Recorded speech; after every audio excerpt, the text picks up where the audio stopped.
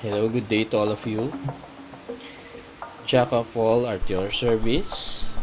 In this video, I will just make you take a closer look of the JCK 8210C electric planer. So before I did an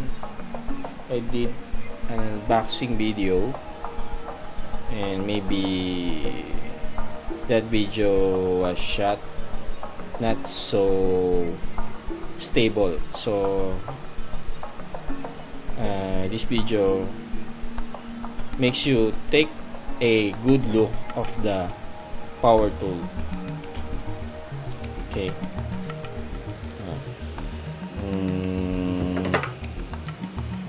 Included the tools. This one is used for setting up the blades for aligning. Another block. This block is used for grinding the planer blade. This one is a short length Phillips screw.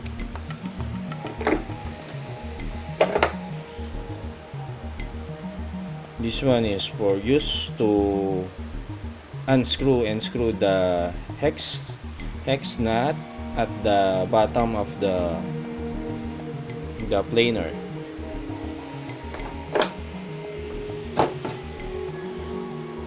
And the last one is used for guide. So let's see, this one is the actual planer. Okay. Left side, we can see the brand name JC Kawasaki.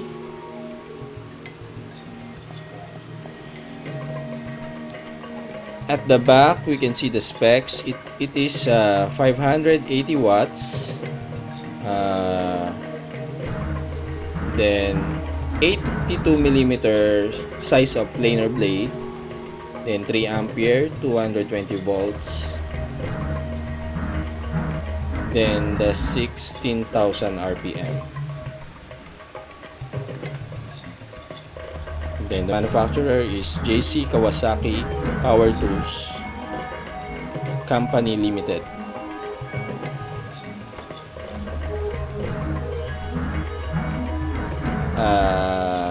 At the left side, at the right side, we can see where the wood cut out from the planer gets out. So then also this part also contains the carbon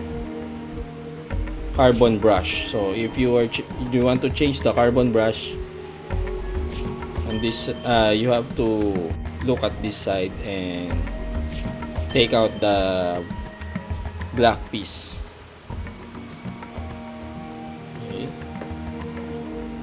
So also at the left side, covering the brand name is the belt. This one is the belt of the planer. So normally, or if this belt got loose, so you have to change the belt. Also, the belt is exposed at the bottom side so that you can easily turn the blade when you want to put it out and align it. So there are two sets of blade. First blade, then after 180-degree turn, we can see the second blade.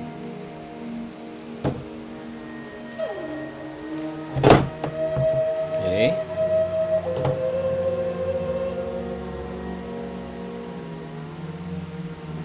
This groove at the middle normally is used when you are planing at 45-degree angle.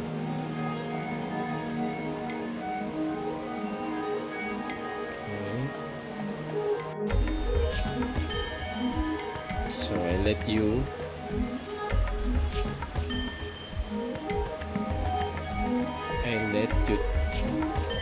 take a closer look of the electric planer. And of course, this one is the trigger. Then like other power tool like drill, there's a trigger lock.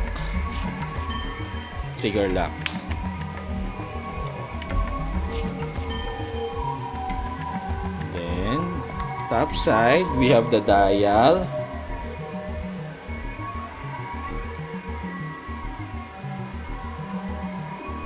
Then this one is up to 1 millimeter. Planing depth. 1 millimeter planing depth is a big depth in planing.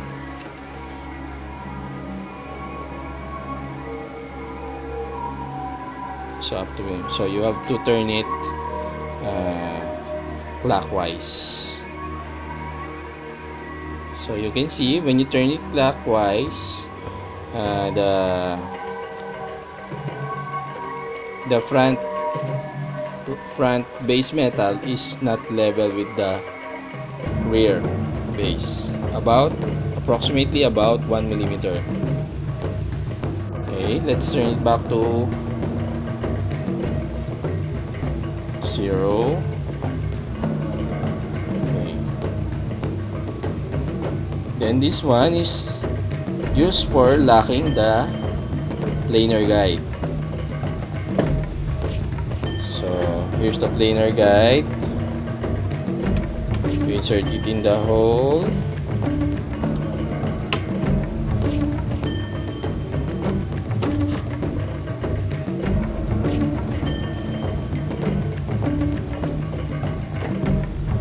And there you have it.